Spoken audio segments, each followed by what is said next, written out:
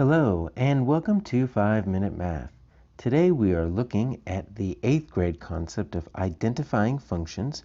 This is standard 8.5G in the great state of Texas, and we are using item number 56 off the 2016 released STAAR test. If you have not done so already, please go ahead and take a moment to pause the video, work this problem out on your own, unpause it, and we will look at our answers together. So, which graph represents y as a function of x? Well, we need to know what a function is because there's no real clue about that within the problem itself, and it's not on your mathematics chart. So, what is a function in mathematics? Well, that's where you have one input and it leads to one output. So let's put some known terms on that definition. So what is an input? Well, our input is our starting point. And so we call that our independent variable. And in 7th and 8th grade, we've really started mapping that to the value of x. So x is our independent variable. Our output is what happens after you manipulate x somehow. So that is going to be our dependent variable. And in our work together in 7th and 8th grade, we've started to map that to the value of y. So one way to think about it would be 1x leads to 1y. So take a look at our maps here. Our functions, they're graphed here on f, g, h, and j. We don't have any points plotted. We're not supposed to find the equations that represent these graphs, but we are supposed to figure out whether they are functions. And remember, functions 1x leads to 1y.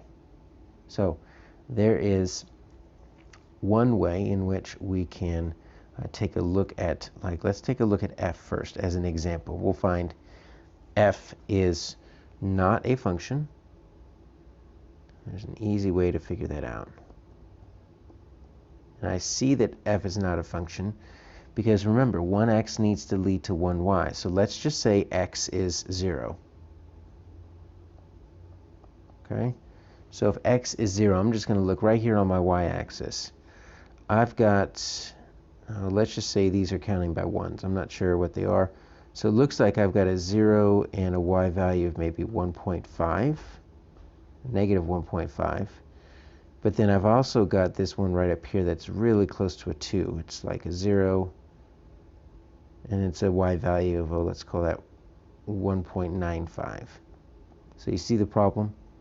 I've got the same x value, 0, 2 different times, but I've got 2 separate y values. And so this is not a function because 1x does not lead to 1y. 1x leads to 2 different y's. And you can see if I were to look at x equals, if we just call this negative 1, you're going to get the same thing here. You're going to get the same thing here if x equals 1. You're going to get the same thing here if x equals 2.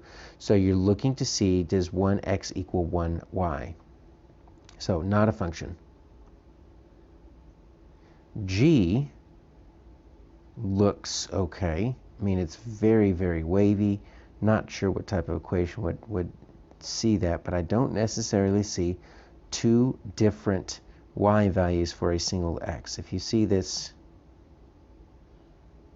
curve, it never really doubles back on itself. It is very steep, and the slope changes from positive to positive to negative, but it never doubles back on itself. So this definitely looks like a function, right?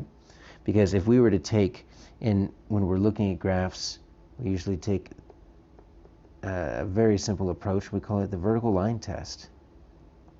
If you could draw a vertical line anywhere through here, as long as it doesn't touch the graph twice, it's a function. You see how this touches the graph twice in multiple spots? It's not a function. H, definitely not a function because the whole thing is 1x value. Take a look at J. It doesn't pass the vertical line test. Vertical lines touch the graph twice in multiple spots, so our answer here is G.